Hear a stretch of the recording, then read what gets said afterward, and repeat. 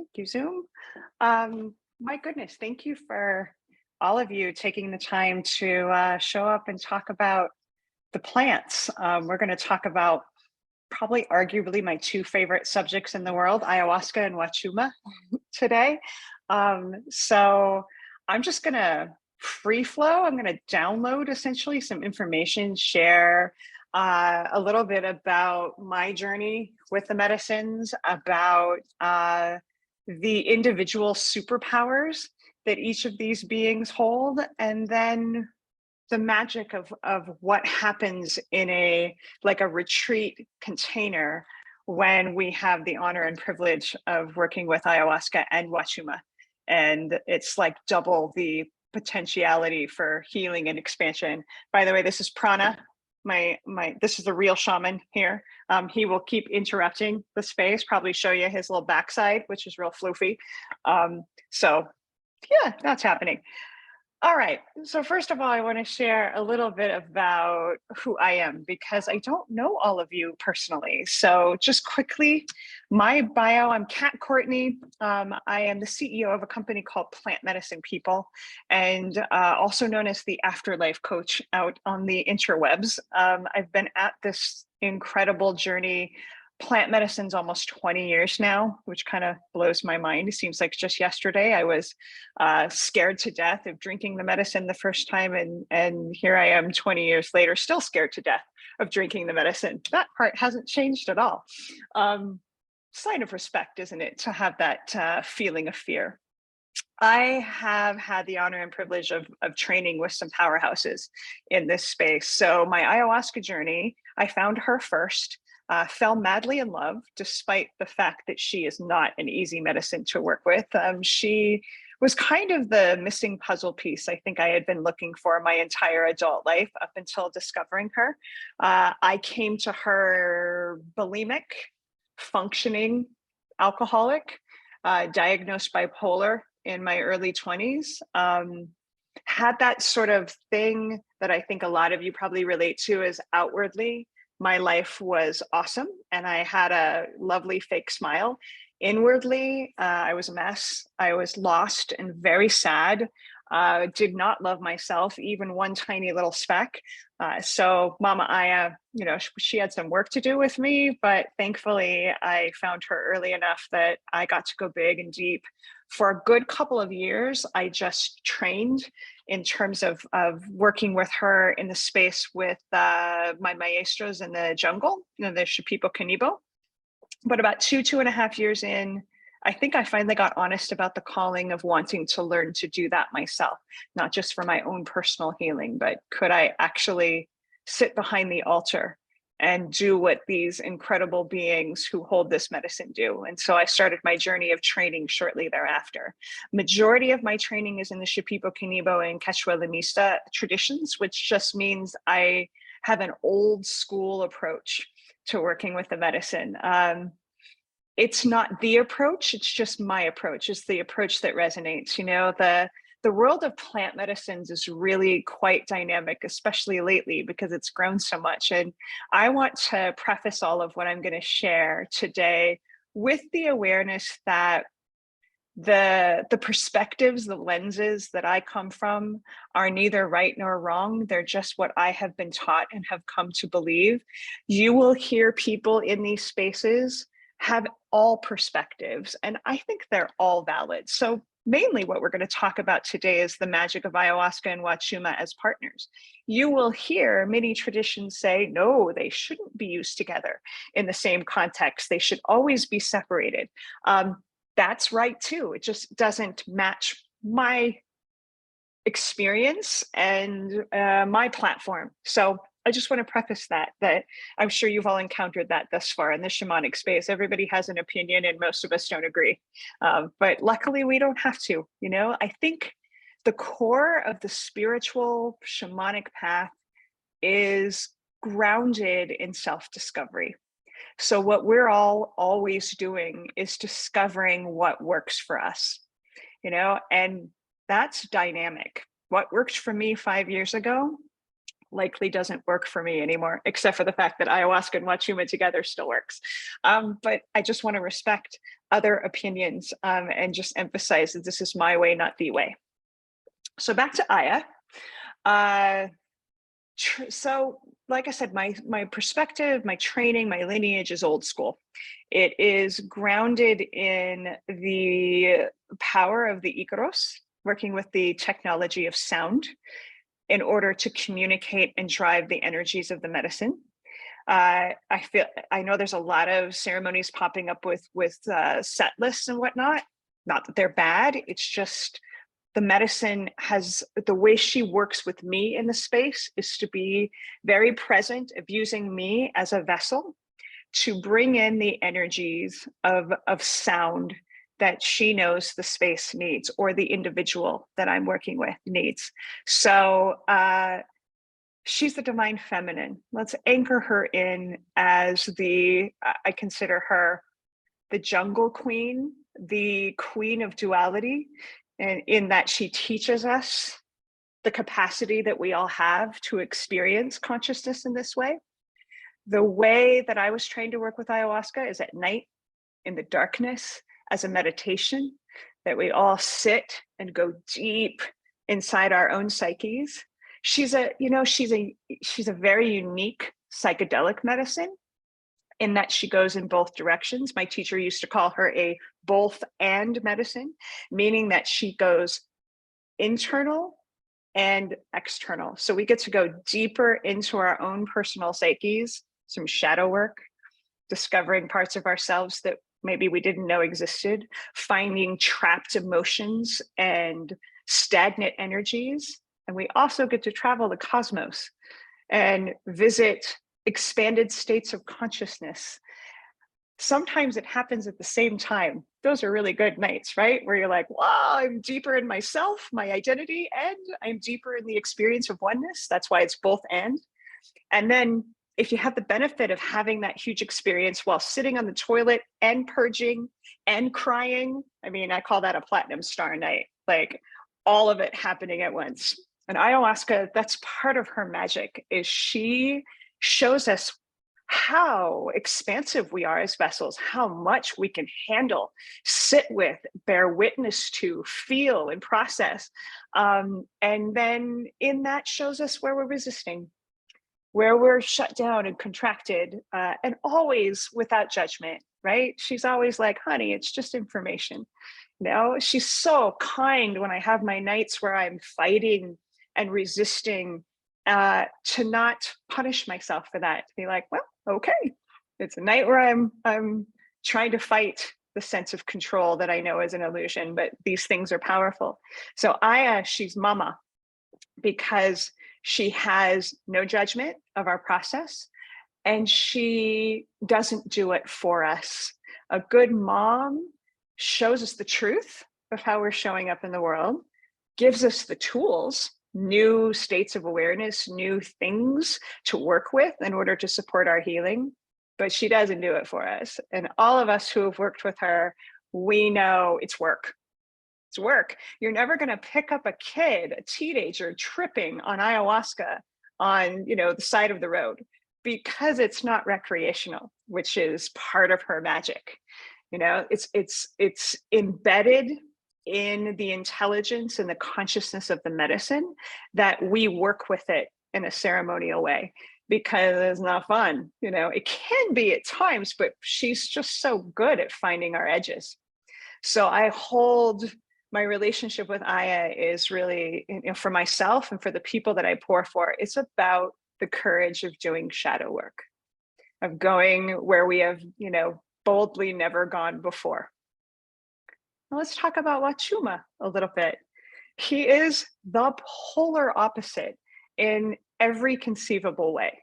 She's the divine feminine, he's the divine masculine. She's worked with in silent meditation, with the potency of the songs, but as participants, we're silent with her. Huachuma, he wants to play outside in the daytime. He wants us to use our senses. He wants us to connect with each other, connect with the consciousness of the planet, of the rocks and the trees. And when I'm deep with Huachuma, the clouds are putting on a puppet show. Everything is so vibrant, and I want to use all of my senses to connect and dance with consciousness. So they are polar opposite in their and the way that we work with them traditionally in ceremony. My background with Huachuma starts and ends with a man named Howard Lawler. He was an absolutely amazing Huachumero. He happened to own the ayahuasca retreat that I went to the first time. But while he held space in ayahuasca ceremonies, his superpower was behind the Huachuma altar. So he taught me a tradition that's called Chavin. Now, Chavin is not a common lineage that we hear much anymore. In fact, Howard was sort of credited with bringing it back to our modern day practice, because the Chavin culture existed a little over 3,000 years ago. There is still a little town in the Andes called Chavin. Chavin is a Quechua word. It means center of the center of the center. And there's a temple in Chavin built underground using sacred geometry. And it's built at the headwaters of the Amazon, which up there is this teeny, teeny, tiny little stream, which is mind blowing that as it goes all the way down the mountains, it becomes this massive, incredible river. But up there, it's this little stream. And there are two mountain ranges called Montaña Blanco and Negro, white and black. They come together in this balance of duality right where the headwaters are. And so in that sacred space, 3,000 some years ago, the Chavin culture built the temple of the jaguar. And jaguar is my main totem. So this is my favorite place on earth by far. It was built to work with Huachuma, because Huachuma is the primary psychotropic medicine way up in the Andes. The Huachumas that grow up there, they have to deal with extreme heat and extreme cold. So the medicine is really strong in these cactuses, and they grow wild all over the temple. And this temple was built to create a sense of sensory deprivation, because the idea is when you go down and you work with the sacrament, you're underground. However, they built it so that the air circulation is remarkable, but you're there to go home. That's what Howard would always say. He's like, we're going to go home, go down into the underground, go into one of the little cave-like rooms, and let Huachuma, the medicine that opens our hearts, take us to the experience of remembering who we are outside of just the limitations of being these beautiful humans. So the Chavin tradition of working with Huachuma, it's very unstructured. Whereas ayahuasca, there are lots of rules, lots of like rituals, and she's strict about diet, about sex, about all the preparation. We got to work for her. Huachuma, we call him grandfather. And grandfathers, they break all the rules, right? They're like, whatever mom and dad want, you do that on their time. In the grandfather container, it's very much like it's inner child medicine to me. So there aren't a lot of rules. I would say actually, as a carrier of both medicines, in many ways, it's harder to hold the container for Huachuma, because it's always like herding cats. Everybody's in their inner children, which are necessarily kind of reckless. We're supposed to get to take off the mask and play and cry and laugh hysterically and like emote, express. And so the Chavin tradition is really all about being authentic. I think that's the best way to put it. Letting down the structure, the rigidity.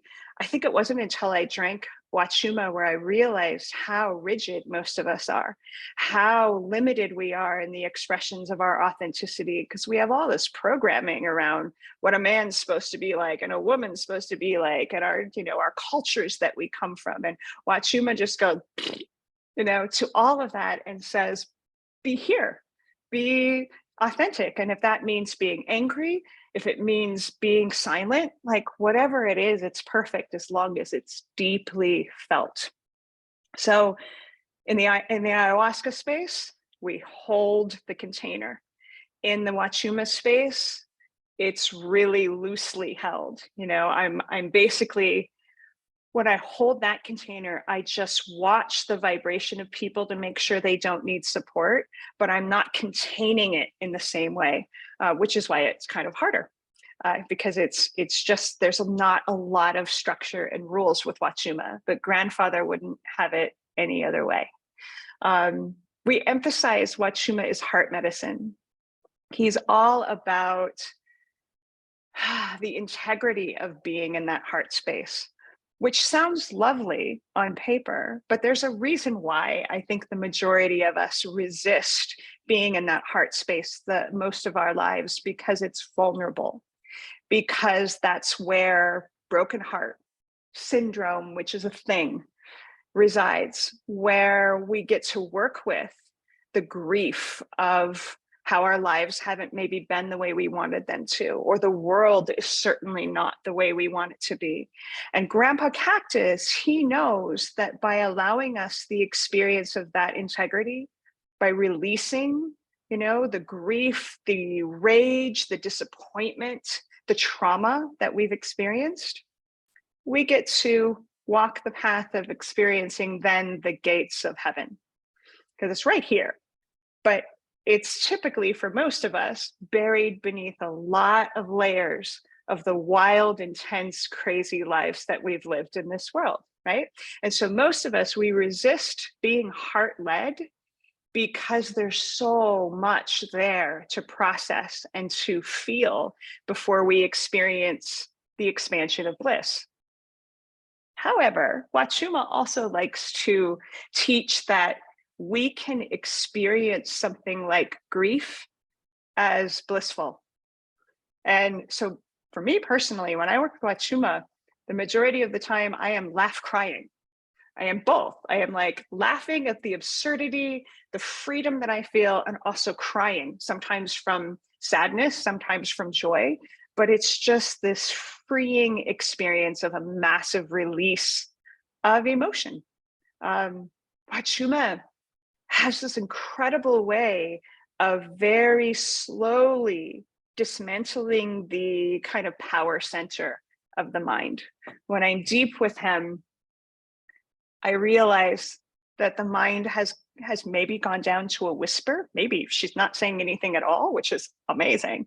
You know, the mind gets quieter, the heart gets bigger, but it takes a while, where ayahuasca can come on like a freight train, right? Like that, we are in the cosmos.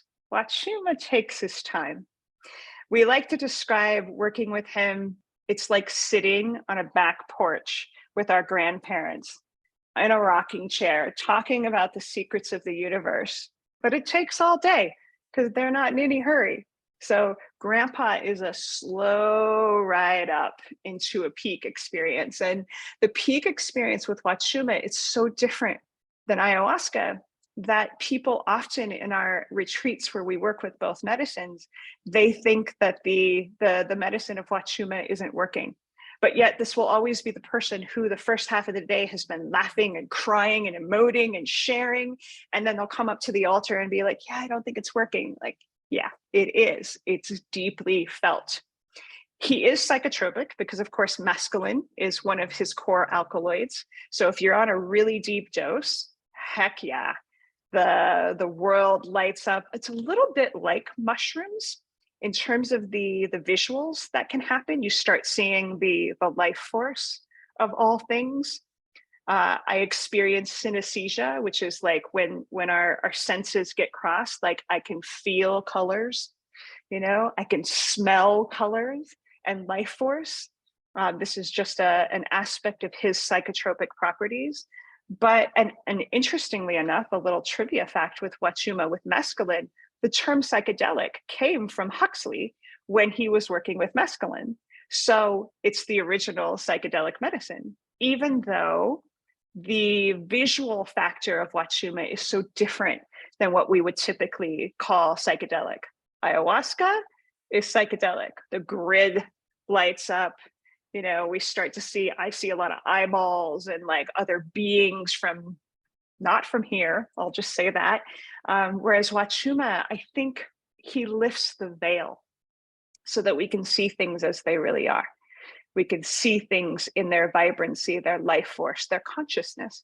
I don't claim to be an enlightened being by any means, but when I'm deep with Huachuma, I feel like that's what the enlightened state is. It's heart-led. It's a container where all I say is yes to whatever experience I'm having. It's a yes. There's no resistance. There's no compartmentalization that the mind does. It's just presence. And that's what I imagine the enlightened state kind of holds, is just saying yes to experiencing whatever's happening. So that's a bit about who they are as individuals. What I really wanted to ground in today is the perspective of why I think, from experience, they are absolutely the nature's dynamic duo. The vast majority of the retreats that plant medicine people puts on involves both ayahuasca and Huachuma. It's how Howard, my original teacher, taught me, because there's such a profound balance of energies and different ways that they work. So the way that I was taught is that you work with ayahuasca first, because she removes blockages. We get to purge, we get to let go, we get to do some shadow work, we get to shake off some traumas, we get to see ourselves in a more authentic way. And then Huachuma brings out the vulnerability, the inner child energy, so that we can play in the world more. But Howard always insisted that, with very few exceptions, people start the journey with plant medicine, with ayahuasca. Every now and then he'd let somebody into a Huachuma retreat without having previously worked with Huachuma, with ayahuasca, but almost always he combined the two, because Aya cleans us out and Huachuma shows us basically how to work with our new consciousness. I think all of us that are drawn to this path, we're seeking higher states of healing, authenticity, joy, connection, love. So ayahuasca is the medicine that illuminates our blockages to these things, helps us to let go of some of that contraction. And Huachuma lets us play in these new states of consciousness, lets us find who we are as more free, happy, connected beings. So they're an incredible partnership. But just emphasizing, I don't think I've ever done a retreat where I reverse the order. It's always ayahuasca first and Huachuma second, for that kind of poetic reason, the journey, the story that they tell together. Looking at our current times, ever since, so a couple of years ago, it's been almost 3 years, right, since COVID kicked in, the first medicine I turned to for comfort, not knowing what the hell was going on, was Huachuma. And I did a big dose and went on a long walk. I lived in the desert at the time. Long walk through the desert.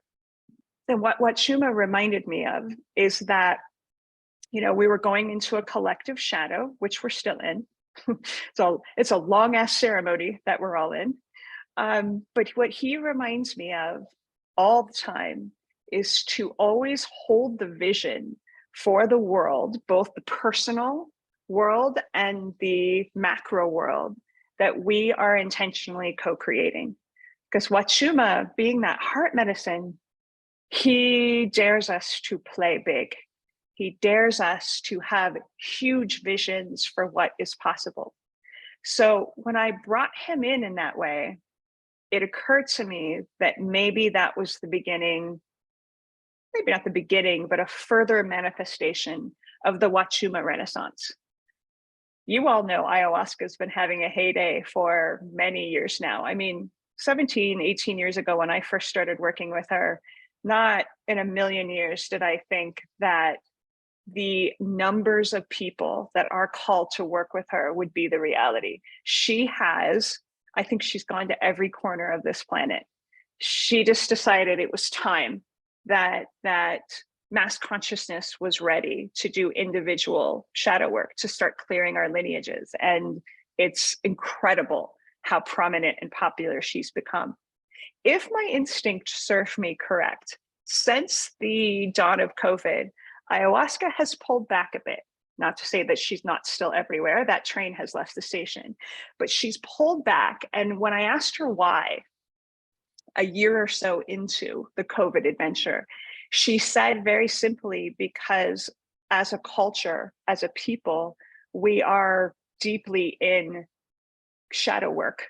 We don't need her to facilitate more intense experiences of shadow. It's already happening.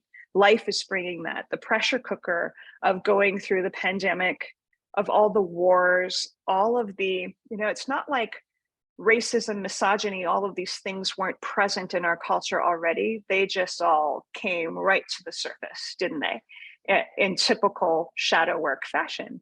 And ayahuasca has basically said to me, I'm pulling back a bit, because more shadow just means more shadow. I mean, it's fun to do this work to a certain degree, but it's intense. And she feels like part of what our job is as conscious beings right now is to create more of a balance and to intentionally play, intentionally bring in lightness. Because if we look at the news, if we look at the world collectively, none of that is apparent. We got to work for that right now.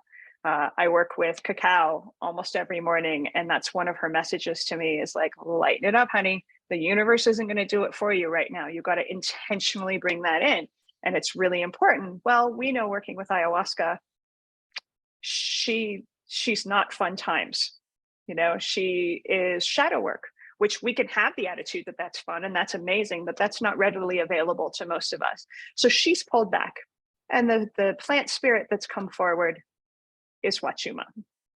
So I really feel like we're beginning the renaissance of Huachuma, because I don't think there's an argument against the idea that what the world needs more is to be in our hearts. I think what we're looking at collectively is a result of being over-identified with egos, with minds, attached to that energy as the source of our consciousness. And it's time to come home here, because when we're heart-led, yeah, it's messier because we get to feel and process everything that's been contained for so long. But it's also where we want to play win-win. This is win-lose, this is win-win. And we need that desperately in our world. I think we could even argue that the nature needs us to stop playing win-lose, because we're playing that with her too. And it shows. She's sick, she's angry, and she's still being patient with all of us humans. But I think we all know she could flick us off in an instant if she gets impatient and decides she can no longer hold space for our win-lose destruction. So it makes sense that Huachuma is kind of sneaking in now and beginning his really big kind of mass expansion across the globe, because we need a heart renaissance. Howard always called it the Shavine Renaissance, because the Shavine, there's a symbol on the gates of the temple. It's essentially a jaguar face and a human face merging together. You can look it up on the internet, and I have it tattooed on the back of my neck actually. And it is this big old jaguar smile, which he would call the Shavine grin. And I feel that energy that Huachuma has, that he can teach us to lean in and smile at the darkness from the sincere space of our trusting hearts. That's the energy that can literally change everything that's happening in a dark and scary way on this planet. So all that to say, I feel there's a baton pass happening, that ayahuasca has been front and center. Like, all right, people, you need to look at your shadows. It's time to wake up. And so many of us have done that. It's incredible. But now there's the shift of Huachuma saying, now it's time to feel. Now it's time to pull away the layers of our relationship with our hearts. And it's pretty spectacular, I'm going to take some questions here in a second, but what I want to also bring in to emphasize is that both of these medicines in different ways are in danger of being over harvested and cannot sustain the level to which we as humans are turning to them, asking for their help. So please, part of my soapbox these days is just a reminder and a request, almost a demand. It's bordering on that. that those of us that are called to work with these medicines, that we have an equal commitment to reciprocity, to putting them back in the ground. Even Huachuma, a cactus that is prevalent in the Andes, he cannot sustain the levels to which we're seeing people being called to him. And both of them, they take many, many years to grow to maturity. So when you're choosing retreats, when you're doing work with facilitators, if you're working with these medicines, make sure there is a commitment to putting them back in the ground. A proceed, everything that I make goes to that very purpose. And I'm starting to up my game more and more and realizing I've been out of balance with reciprocity. And it's also the process by which I've been learning to receive as a being more. The more I give to nature, the more I can receive. So just wanted to plant that reminder. I'm sure all of us are aware of how important that is, but most of the major retreat centers, most of the places that do this work every week, I used to work at Rhythmia, every week, many, many leaders of medicine, no commitment to putting the plants back in the ground. And I'm not even talking about sustainability. I'm talking about reciprocity. If we're talking about sustainability, we've missed the point of reciprocity. I want us to remember, ingrained, how important it is to always have that be a part of our commitment to our own healing, is our commitment to our planet's healing. The last thing I'll say about that is I discovered recently that the word sacrament, which comes from a ancient Greek term, when it was originally birthed as a term, sacrament meant not only the medicine, the actual physical sacrament, it also meant the commitment to that medicine that an individual had as a result of asking literally for the secrets of the universe, the most incredible potentiality for healing. Well, of course it should be baked in that we're willing to give back. So let's just remind ourselves and each other of that if we're going to continue the path of working with these medicines, we are committed to them in the spirit of sacrament to make sure that they are put back in the ground. All right, that was a big download. Thank you for listening, everybody. So I'm going to take some questions here in a second, but I want to invite you all, if you're called to work with ayahuasca and huachuma in the same container.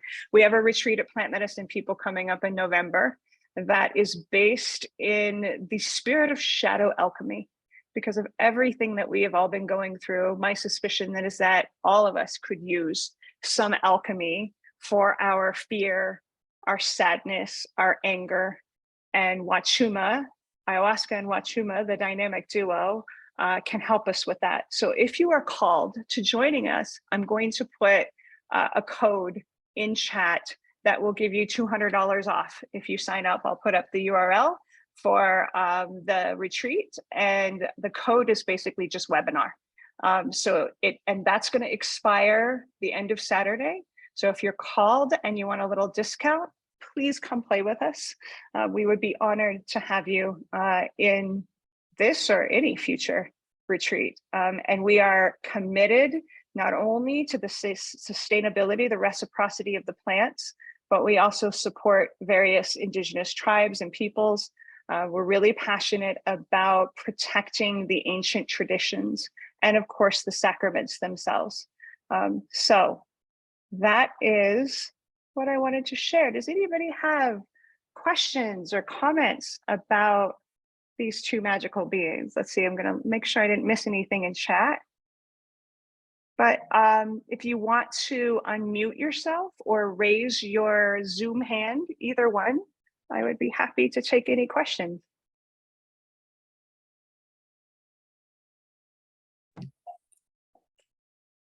Jay. Yeah, hi, Kat. Thank you so much for what you've been sharing. I had a question about Lady Ganja and Huachuma, mixing them together in a ceremony. That's a great question. Okay, so first of all, let me preface this by saying Ganja and Ayahuasca is not something I recommend, simply because they work in very different ways. I will also, however, give context that ganja is a very difficult medicine for me because she's always been psychedelic. I cannot work with her in any sort of recreational container. So I know her in a different way than most people do. So I have never combined the two, grandpa and ganja. But my instinct of knowing the vibration of these two is that for someone that already has a really reverent relationship with ganja, that you have a connection to her spirit, I think that would be most welcome. But when in doubt, I say ask the plants themselves. I don't know of anybody who works with them in the same ceremonial container, but I don't have the same awareness of there being an aversion between the two spirits of those plants as I do with ayahuasca and ganja. That said, there are traditions that work with ayahuasca and ganja together too, right? So all perspectives, but I don't have any personal experience, but I also don't have any resistance to feeling into those two in the same container. So it's Thank not really you. not really an Yeah. exact answer, but any other follow-up to that, Jay? Yeah, so I just did a Huachuma ceremony 2 weeks ago, and there was ganja being passed around, and they were saying it's a potentiator with the medicine of Huachuma. And I haven't been working with ganja lately in my life, and so I received it, thinking, well, it's coming my way. Okay, I'll do it, and I kind of regretted it. Actually, I was like, wow. I wish that I kind of just would have stayed with a grandfather, and so yeah, it was interesting. I think it was because I've been off working with ganja lately, and it was just kind of a strong kind of combination. So yeah. And what you're bringing in, Jay, it's why I kind of have the philosophy overall of not mixing the entheogens, simply because they're each such powerful consciousnesses and they're different from each other. The analogy that I like to use is it's like sitting down with Buddha and Jesus and having a conversation about consciousness, right? At the same time, and they each have their different ways. And as a mere mortal, that's a lot for me. So I personally don't like mixing the entheogens because I get pulled in multiple directions. And I just want to sit and have one clear relationship with one spirit. That's just me, So Yeah, sounds like you had a exactly. similar experience. I Yeah. did. Thank you. Thank you for your reflections. I appreciate it. Yeah. Thank you for asking. Yeah. I want to address Molly asked in chat, following up on the expression of reciprocity with the plants. Do I have connection to hands-on opportunities to help planting, tending, harvesting here in Colorado? Well, because ayahuasca doesn't grow in Colorado, I don't know if people, I'm sure there's a lot of it happening in Colorado. That's my home too. But I don't know of any like formal opportunities. I do know of such things in the jungle. And I do know of a lot of people that are committed to the reciprocity in the retreat container. There's also a nonprofit that's just launched called Grow Medicine. The woman who launched it is like a friend of a friend. We're in the same tribe, and I know she has tremendous integrity. And she's raising money for replanting iboga, which is almost extinct, by the way. We need major help there. Ayahuasca, Huachuma, peyote, which is also almost extinct. So that's at least a nonprofit that I know that you can support. But I don't know of anybody locally that is making this a priority. Selena, your turn.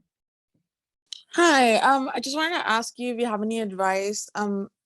For a while I've felt called to start serving Huachuma in the future. So kind of like any advice of where I should start? I've asked a few other people and they told me that I should just start sitting with the medicine more often and like maybe like 10 times before I kind of move on to the next stage, but I wanted to hear your input. It's a great question. And I think it's a question a lot of people have these days. There's so many of us being called to carry the medicine, to be of service. Huachuma is different than Aya in that with Aya, it's a minimum 7-year commitment in the old school traditions in order to learn how to work with her because she's complicated. Huachuma, he's a little trickier because there's only a handful of lineages that still work with him in terms of having, traditional apprenticeships and the like. Yes, absolutely. You want to sit with the medicine that you want to carry, in my opinion, hundreds of times. I trained for 10 years before I poured a single cup of medicine because people are putting their physical, emotional, spiritual lives in our hands, but sitting and being guided by the real teacher, which is Huachuma in this case. Like, you really want to know the potentiality, the potency of the medicine. So it's good to sit with people that are trained or that have been carrying him for a period of time, because you want to push your edges. Because Huachuma, he's tricky, because while we talk about him as heart medicine and inner child medicine, he can take us to the dark edges of our consciousness too. He can be really tough to work with. As carriers, those of us called to work with him, we have to know the extent to which he is powerful medicine. So you want to do a couple things. First of all, you want to sit with as many people as you can find that serve him, because you want to learn about the way that people work with him so that you can find your relationship with him. And you want to sit with him solo. You want to get to know him in your own container. But of course, you want to push your edges when you're being held by someone who has your back. I never advocate that we do that with a medicine we're relatively new to, because we can't be both the person surrendering and the person holding the container. But yeah, certainly go sit and find what resonates with you. I carry Shavin, there's Quiero, there's all kinds of other ways that people work with the medicine. You just heard Jay talk about incorporating ganja. It's limitless. But the way that I was told to do this in terms of stepping into the call to shamanism is to sit with somebody else that we resonate with as many times as we can until we find our own voice. Ground in a tradition, somebody else's way of working with it, so that there's a firm foundation, and then we find the space to discover who we are. And it just takes some time, but that's a good place to start. Does that help? Yes, thank you. Yeah, thanks for asking. Who's next? Any other questions? Hi, Kat. My name's Rebecca, and first of all, thank you for your time. I'm fairly new to plant medicine. I was introduced by some very close friends, and I did. So I guess, okay, going into what my question is, it's changed their lives, and I see it, and it's, I've tapped into like rape and like los niños. So they're really pushing and encouraging me, like, hey, Ayahuasca, Huachuma, like you're ready. But I still feel that resistance. And, I've been doing my research and reading. And when I go back to them, because I kind of see them as my mentors, they're like, well, Rebecca, it's plant medicine. You can't really do too much into reading into it or learning. Just do it, just go out there and do it and let it work with you. But when I did mushrooms for the first time, I did a big hero's dose. And I mean, honestly, that was really kind of scary in a lot of senses, but it didn't, after I integrated with it, it didn't shy me away from it. I kept coming back, and, it opened up other things. So I guess my question is there such thing as doing integration or learning before the medicine, or is it, like, in your experience, kind of like what they're saying, like just do it, just, you can never be ready for it, or can you, like, I guess that's kind of where I'm at.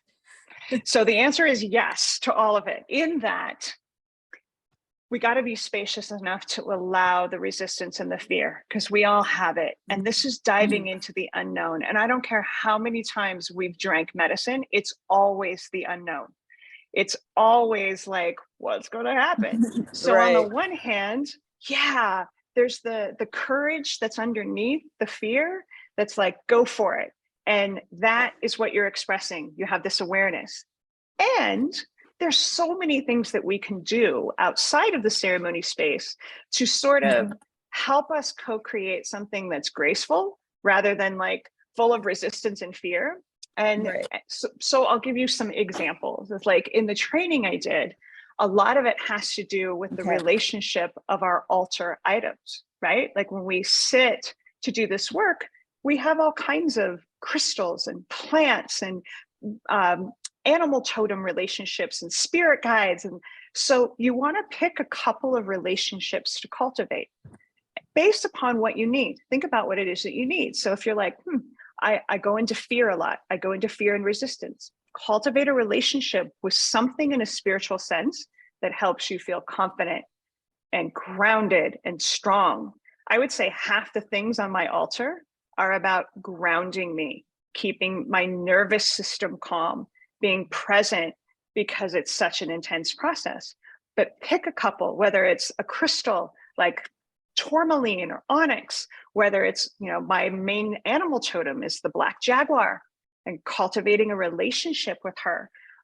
It could be, I work with sage and Palo Santo and frankincense and all these different plants. But think about what it is that you most need going into the next ceremony experience, and work on that relationship before you get there, so that you've got some allies to call on when the shit hits the fan, because it will. It will. And you don't want to feel like you have to do it alone. You want to feel like you've got friends and support in a spiritual sense. Does that help? Yeah, definitely. Because when I do sit with mushrooms, I feel like I really do go in and tap into like those cosmos, but I feel very overwhelmed. Like all this information that's coming to me, it's a lot. But so I guess I'm trying to how do I work within like this human, like this dimension, to when I'm there, I don't, I can intake better, or I can understand and not like panic in my heart, it's like, oh my God, what am I seeing, and to where I can really be present within my journeys. Okay, great question. So that's a couple different modalities that you could lean into, because it's your nervous system, our nervous systems, because I do the same, that goes into overdrive, and that overwhelm hits, and then we can't really retain the magic that's happening. So I love EFT tapping, like doing the techniques of coming back into your body, breath work, having a deep relationship with the power of your breath. Like sometimes ayahuasca tells me my only job is to breathe, and I put my hands on my belly to remember taking the breath all the way in, like really intentionally working with that. I always have plant essences like lavender and valerian that immediately calm my nervous system, because in that state, I can handle the profundity, the insights, the intensity. Because the intensity isn't going to lessen. It's our relationship to it that we want to build more trust, but the body has to feel calm. So find some different things that help to really taper that like nervous system response. And then you can have fun with all of that, like expansiveness. Right. Yeah, that's just like where I want to get to, is to that, like that state. So it's just, and it's funny because even though it does feel overwhelming, like I want to go back and I want to do it again, and now, experience more healing and more insight with, more powerful medicines like the ones you're speaking of. So, yeah, so that's really helpful. Well, just know, Rebecca, it's a never-ending journey, what you're asking for, because as soon as we feel like we level up and we've got new tools, I'm like, okay, then the universe goes, great, now you get to expand more. And then you're discombobulated and get to like learn more, because it's just the process. So there's never a space, at least that I've experienced, where I'm solid, I got it, I'm untouchable. I always have the shadow, the humanness that can be rattled. It's okay. But it's always then an invitation to deepen relationships with tools and modalities and beings that support us in this intense process of healing and awakening. It's a lot, and we don't have to do it alone. We should have as much support as we can create, but we've got to let that in. Right. All right. Awesome. Thank you for the question. Thank you. And by the way, I'm going to put into chat right now a link to our retreat. The next one that's coming up in November. And then there's the code webinar for $200 off if you want to use it. We got a couple other retreats on the site too, just FYI, and we're going to be adding more.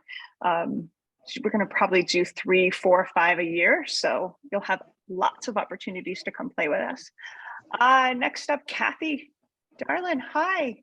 Hi, I'm sorry, my face is invisible. I didn't do that on purpose, but I didn't know how to undo it without risking losing this talk, which has been so valuable to me. Answered questions I didn't know I had.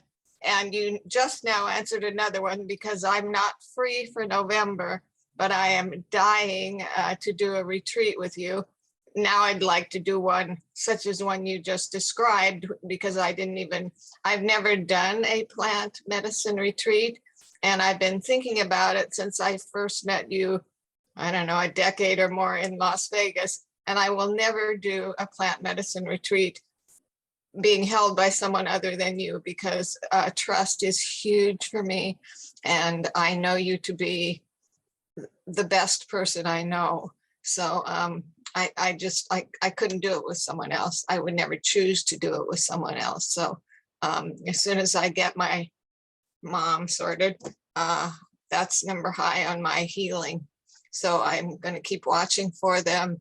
And, you know, I just want to say thank you for everything that you do. And I love you. You make me cry. Thank you, Kathy. It's been a long, long time we've known each other. So, hey, in divine timing, darling, we'll get to play together. You know, life first. Indeed. Totally okay. Yes, but I'm looking forward to it. And like I say, there's no one I trust for this experience, which will be life-changing for me, I know, but you. Thank you, love. That means the world. Thank you. Yeah. Vincent. Hello, brother. Your turn. Hey, first of all, can you hear me? Perfect. Okay, thank you for taking time with us and for your commitment and the work that you've done. I wanted to acknowledge you first before I jump into my question. So, guys, I really appreciate it. So what I want to ask you, what sincerely came to me during this discussion, because like, as you know by now, my brain is always on fire with 1,000 different questions, but the one that's really ringing out is that I, like many people, I'm surrounded by Sister Ganja, and she even seems to make her way to me even when I'm not looking, like she's always there. So I started, I'm a huge fan of your piece about why ayahuasca and ganja doesn't mix. And I've taken time to really study that. And I started doing the mantras before I even inhale ganja. And I will even bless it when I'm over a buddy's house and they're going to use it recreationally. They'll notice I'll put her to my heart and just kind of just like acknowledge her as plant consciousness, even if everyone else is not in tune to her in that same kind of way. I think you may have mentioned, and correct me if I'm wrong, that from what I gather, Aya will take us into our shadow, but ganja works from the shadow. So what I would like you to expand upon is what it differentiates shadow work, the type of, like, if I, since she's a presence in my life and I've accepted her as like feeling really blessed to acknowledge these plants as actual beings, what is the difference between the type of shadow work that Aya will take you into, and what does shadow work mean to Sister Ganja? If I was to call on Sister Ganja, like, listen, you are the plant spirit that's immediately present, what could we expect from the type of shadow work that Sister Ganja could take us into? I think you also mentioned that I think I've seen this myself, that we will see a lot of, since many of us call on her for pleasure, to ease pain only, we can't avoid the lessons. So I think you were saying something to the extent that we will end up facing those lessons in the waking world, as opposed to I don't know. I'll stop rambling and just let you grab the wheel. So, but that's sort of where my line of thinking is, the difference between shadow work between the two. So. It's brilliant question because I think it helps a lot to understand the different ways that these plants work. So the reason why I describe ganja as a plant that comes from shadow consciousness is that we can even see it in how she works with us, in that she's a healer. Ganja can take away our pain. Ayahuasca doesn't do that. She doesn't have those kinds of properties. Neither does Huachuma. Actually, the both of them can amplify the physical pain that we have. Why? Because they're a spotlight. They come in and shine the presence of the pain, emotional, physical, whatever it is, and they invite us to lean into the reason why it's there, to be our own healers. Ganja's different. Ganja, if you go to her and say, I have cancer, I'm in pain, she can take that away. But where does that go? Well, it comes from the darkness. So she lives in the darkness because she can take our darkness away. This is where it gets tricky. If we perpetually go to her with that request, take away my pain, take away my pain, take away my pain, and we don't balance that with the help me understand why it's there to begin with, then she has no choice but to reflect that lack of integrity, accountability. But she is patient, Lady Ganja. She will work with us for lifetimes if that's what it takes. But we can see that in individual lifetimes with people, how after habitual usage of Ganja, without it being intentional, we lose access to the dream space. We start to forget things. We lose our life force and our motivation. She's working from shadow, holding us in that vibration because we're not asking for anything different. We're not working with her intentionally, and it happens all over the place. We all know people, if not ourselves, that have developed a habitual relationship with ganja where everything goes haywire because she works from shadow and she loves us enough to say, you're not being intentional, you're not being reverent, you're not treating me like a conscious being, you're using me. So I'm going to hold you in shadow because that's where she lives. Again, contrasting that with energies like ayahuasca, ayahuasca comes from the light. She shines a light on our own shadow, invites us to understand it differently, but it's a totally different vibration. They both love the shit out of us, right? They just work in different ways. And I don't in any way differentiate ganja working from the darkness as being less than.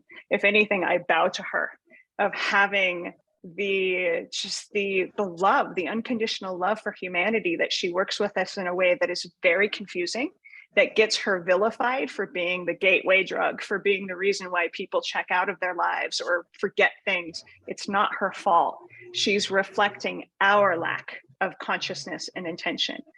But yet she's the medicine we can go to when we're in that pain, when we need help healing something, and she can do it. She can co-create that, but we got to ask for it. We got to be vulnerable. We got to be respectful.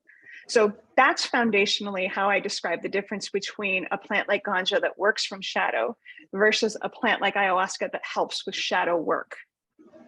With that being said, can I sort of bookend, how do you have any tips? Because like I said, she's so readily available in my life. Like I literally don't even pay for it. She just shows up, and so many of us are in pain, and she's like become like our first go-to. So I didn't want to distract that this is a Aya ceremony, but I feel like I have an opportunity to ask, do you have any tips on how we can work with her more consciously? Like for me, I hope this is not like sacrilege to like any like bhakti yoga, but I saw online a mantra that says Om Shiva Shankara Hari Hari Ganja. I would put the ganja to my heart and say that about 4 times before I take a pull for the 4 directions. And I guess I create my own little wacky ceremonies, but I was just wondering, like, what are some of your personal tips on how to work with her more consciously? Then I can play that forward to the people who may not be aware that they're working with an actual spirit, how I can maybe I can plant a few seeds and play that forward to inform others how we can have a more conscious relationship with ganja, because you know, she's so prominent in our culture and even in pop culture, but very few people acknowledge her as a spiritual presence. So I really want to know more about like what does she, I know that you said she likes being referred to as Sister Ganja, and anything else that I can take in to show her that I'm aware and want to be respectful and not just use her as like, I think you said something like, if you use me like a cheap prostitute, I'll end up owning you.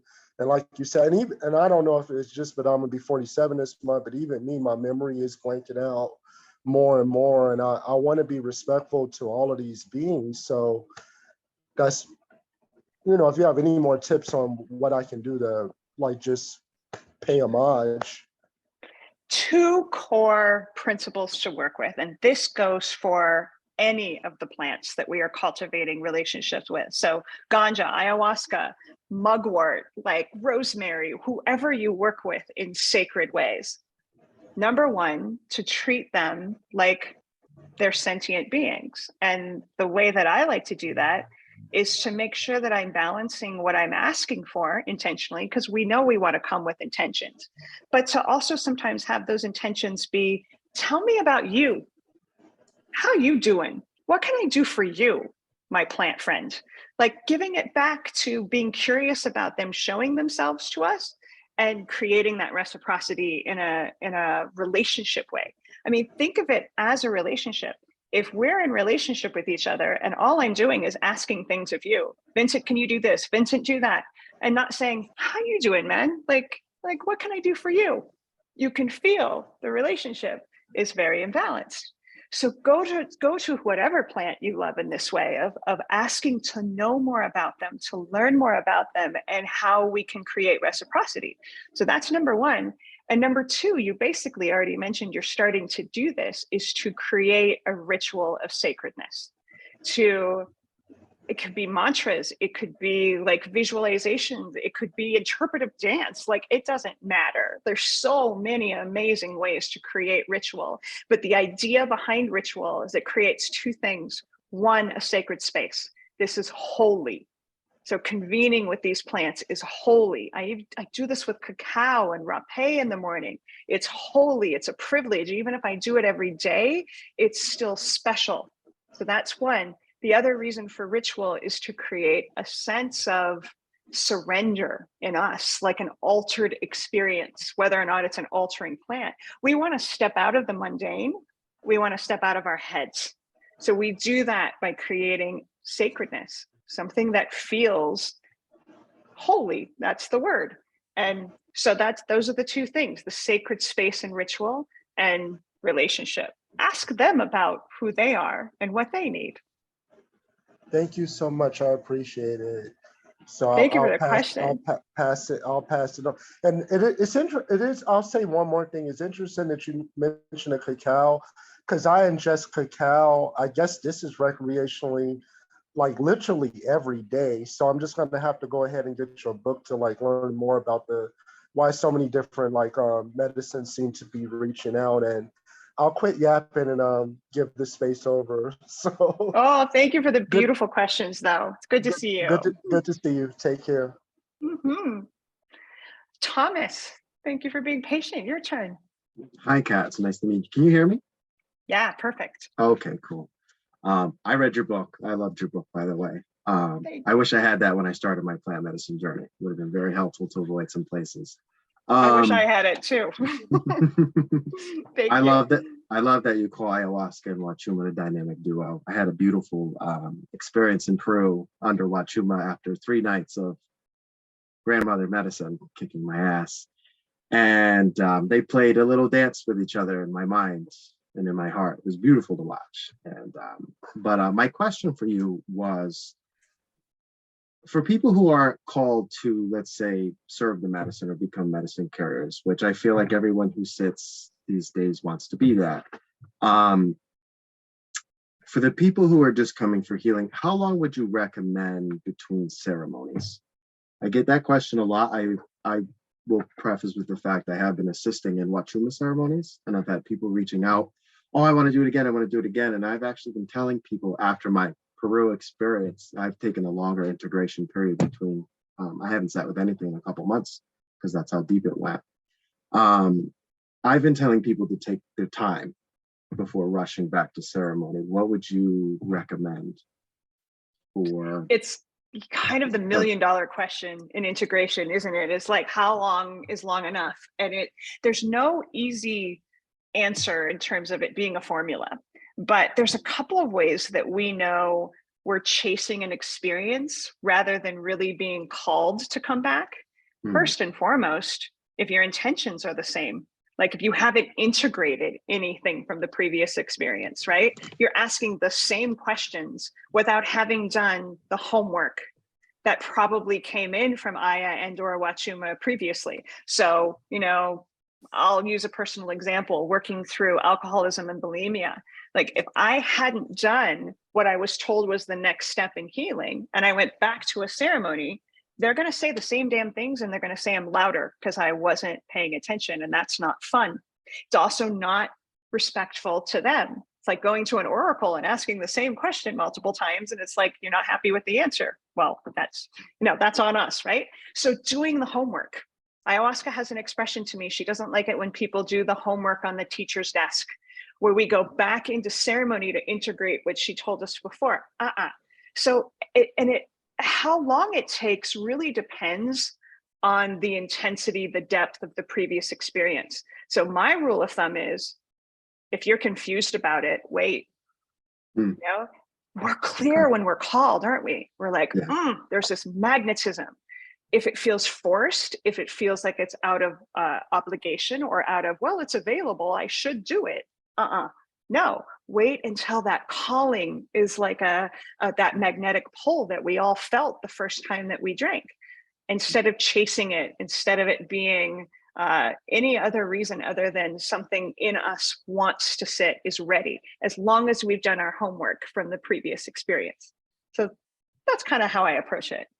Okay, yeah, that makes sense. And I've had some people that, I had one person particularly reach out about sitting in a ceremony, but not feeling like she really wanted to go. She felt obligated. And I said, do what your gut says. If your gut's telling you don't go, don't go. And she ended up not going, and it ended up being a good thing that she didn't go. And I've actually passed on certain ceremonies to help with, feeling as if there was something wasn't right. And there was always something that came up, something that happened in ceremony. As you know, some of these places, we kind of have to do it on the low, and who had to move in the middle of ceremony. So I'm very happy that I listened to my own intuition. And I've realized that ayahuasca sent me home with a suitcase of things to work on, and it's been opened. So you're right. Okay. I like what you had to say. Really appreciate your time, and I'm gonna pass it on to someone else now. Oh, thank you for the beautiful question and for the work you're doing too, love. It's good to meet you. It's good to meet you. Yeah. Anybody else? All right. Well, let's see. How do I want to summarize the magic of, oh, wait, do I see somebody else? Renee, did you want to speak? Yes, hello. Am I on here? You are. Okay, that's great. I'm grateful for this opportunity to speak with you right now, and to all the beautiful people who've spoken on here. It's really beautiful, and I'm grateful. Your presence and the way that you work, my husband and I found you on the internet a few months ago, and just really, really inspiring. And we've had the privilege to sit with Huachuma in about 6 ceremonies. And we're soon to go to Peru to work with Puma, someone I don't know if you know, Andean medicine man. And one day it's my intention to sit with you, dear sister. You're beautiful, and thank you. And so the lightness that emanates from you, that exudes from you, I recognize that in myself and in people and in moments. And I feel like that is really the essence of it all, is to be able to go into those dark places when we're in the dark places, and to find the light, to be that light. And I really get that that's the work, that's the essence. That's what I see in you. And I wonder if you have anything to say about that. So many ceremonies I've sat with ayahuasca saying, Mama, where is the light? And she's like, you, be it, find it. And it's the hardest thing, right? When we are immersed in our relationship with suffering, to find the light within us. It's Huachuma that continuously teaches me where that is. That thank you for asking this, because it's an articulation of why they, to me, are so magical as partners in what we're doing here in Awakening. Because she spotlights my relationship with darkness, attachment to it. Huachuma has shown me my relationship with light, so that when I sit with ayahuasca now and I go into the shadow work that's inevitable, I can bring that light. I can be like, yes, I say yes to this. I got this. I can do it. So many times in the beginning of my journey with Aya, I would just be beat up and like crunched down and like, oh my God, just thinking that was the best I had. Thankfully, my teacher Howard it took me 2 years to drink Huachuma the first time after I was working with Aya. And he's like, honey, you got to bring in Grandpa, because there's this teaching that happens in that space with Grandpa that is become really relevant to how I've navigated ayahuasca. So and trust me, the darkness in me is just as balanced as the light. I have deep expressions of anger and shadow and all of it, but I have a yesness to that now too. Yes, so exactly. That honoring, that respecting of it all, because we've got to have the balance. I mean, it's about balance. We are rays of consciousness, the whole spectrum. So this idea that enlightenment or awakening is like, oh, I'm always happy, I'm always this. I'm like, no, I'm just, my goal is to always be authentic. And so if my rage is what's authentic, beautiful. It's my internal experience with these things. That's what's evolved over the years, thanks really to Huachuma, of saying, yes, I get to be angry. I get to grieve and be sad. And then I get to be happy and free. Like, we get to have all of these things, but we have to say yes to them or they hurt. Even happiness can hurt if we're resisting it, right? So thank you for bringing this in. Thank you very much. Anybody else? Well, what Renee brought in, what we got to end on, is so perfect, because it was an opportunity to articulate why the divine feminine and divine masculine are such powerful duos to work with. The other thing I want to say about Huachuma is that before I met him, I didn't know what divine masculine energy actually felt like. And I bet most of us relate. Is we live in a world that we're taught toxic masculinity, whether we're men or women or non-binary, it doesn't matter. We have it in us, all of it. But most of what is programmed and perpetuated is the idea that masculine energy is about control and aggression, and it's not. But intellectually, we may understand that if we haven't experientially sat with divine masculine energy. Maybe you're one of the lucky ones. You had a dad that emanated that. I didn't. My dad did his best, but he was programmed into toxic masculinity. Huachuma taught me what that vibration feels like. So I can cultivate it in me now. I can call it in relationships. And it's indescribable. I could give words to it, but it would barely touch the surface. It's just this feeling of safety, of being held. The way I imagine the divine masculine energy is that it's the corral that the divine feminine energy, the wild stallion, can run in, but it's held with love, not out of control, out of love, of like, be the wild stallion. I got you, but I'm not trying to control you. That's what Huachuma feels like to me. So I can be wild with my emotions and be free with who I am, but I also feel this non-judgmental experience of being held. You know, ayahuasca illuminates my wild child, like brings in that awareness of authenticity, and then Huachuma holds it and says, I got you, I see you. And so that's just another way of articulating why they work so well together in a retreat container is we live in duality. So getting to have an experience of balancing our masculine and feminine and experiencing them in a divine way. Yummy. It's what it's all about. Thank you all so much for joining this conversation. I hope to see you in sacred space. In a couple of weeks, we're going to do another webinar on working with the plants in addiction spaces and in addiction recovery, specifically Iboga, Ibogaine, Huachuma, who helps with alcoholism. So we're going to have a discussion of how to help what I think is the real pandemic, which is opiate overdoses, people who are addicted to, you name it, all the different ways. So we're going to talk about how plant medicine can help with that. That's in a couple of weeks. If you're not on our newsletter, just go to plantmedicinepeople.com/newsletter and join, and I'll make sure you're informed of all of the upcoming events. But thank you for being here. I hope to see you all soon. Have great evenings. Much love.